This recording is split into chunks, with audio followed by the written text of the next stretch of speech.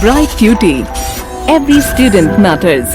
Now, while he was sitting on the bank of the river Sarayu, one August evening, Swami and Mani came across a large group of people who were actually fighting and demonstrating against a political worker.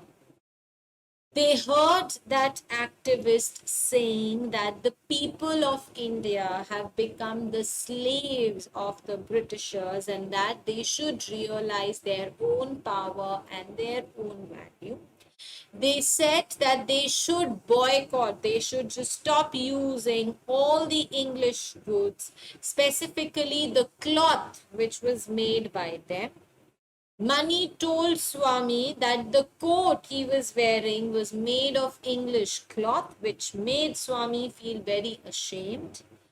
There was a bonfire which was lit there, and the crowd started throwing the articles that they thought was made of the English goods, in that bonfire.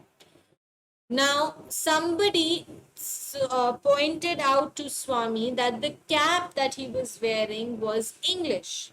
So Swami threw the cap into that bonfire, saying that he was going to do anything to save the country. Next day, Swami woke up. He was very nervous and he remembered that he did not have a cap to wear for the school. But he still left for the school and found that outside the school was a crowd that blocked the gate of the school. A student told Swami that the school was closed today because a political worker has been sent to jail, and that Swami was now relieved because he was not wearing a cap in any case, and now he would not even be able to go to school. He saw the mission school's headmaster and some of the teachers who were standing on the school veranda, calling the students to go to their classes and threatening them that they would punish if they don't come to school.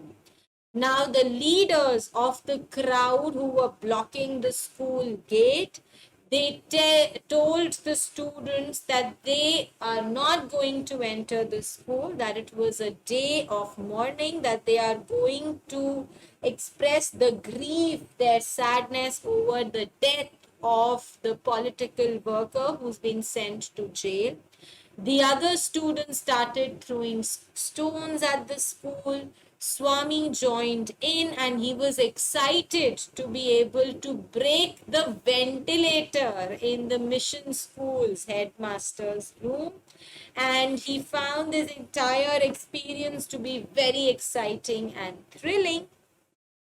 Somebody ran into the crowd and announced that the classes were now taking place at the board high school. So the crowd, including Swami, moved to that school. A leader of the crowd asked the board school headmaster to close the school as well, but the headmaster threatened to call the police. The crowd started destroying the school property and a lot of students joined them.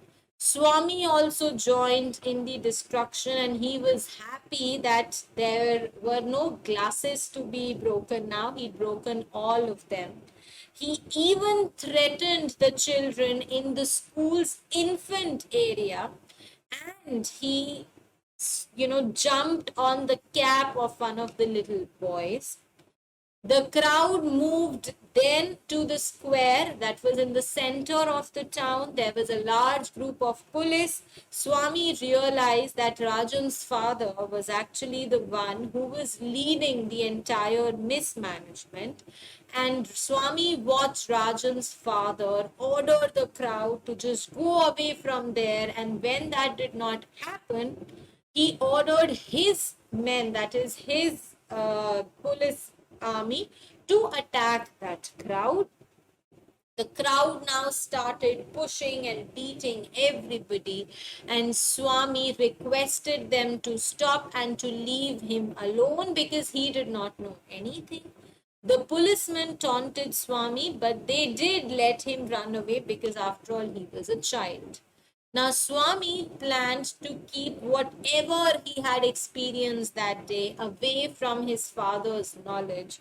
But as soon as he reached home, his father started talking about how Rajan's father was a butcher, that his father was not a nice man, and Swami himself agreed when he saw his father behaving in such a cruel manner with the crowd. Swami's father asked him if he was involved in the riot that took place outside the school because a lot of people were injured, a lot of people have died. Now, Swami realized that he had an excuse for having lost his school cap. So, his father told him that that cap was made in India and that he would never buy his son anything that was made abroad. Swami was in his bed thinking about all the injuries that he's got during the day because of being a part of that riot. Now, at the school the next day, the mission school's headmaster entered Swami's class and read the list, of students who were missing from the school the previous day. And the headmaster told all those students to stand on benches as a punishment. One by one, he asked the students to explain the reason for having missed the school. The headmaster punished all the boys, giving no chance to any of their excuses. Swami got more and more nervous, and when the headmaster got to him, he gave a very confused answer, and the headmaster hit Swami in with his cane as a punishment. And he said that he saw Swami himself breaking the ventilator of his room. The headmaster hit Swami several times, and then Swami ran out of the school saying to the headmaster that your school is a very bad, it's a very dirty school, and I don't want to come back to this school ever.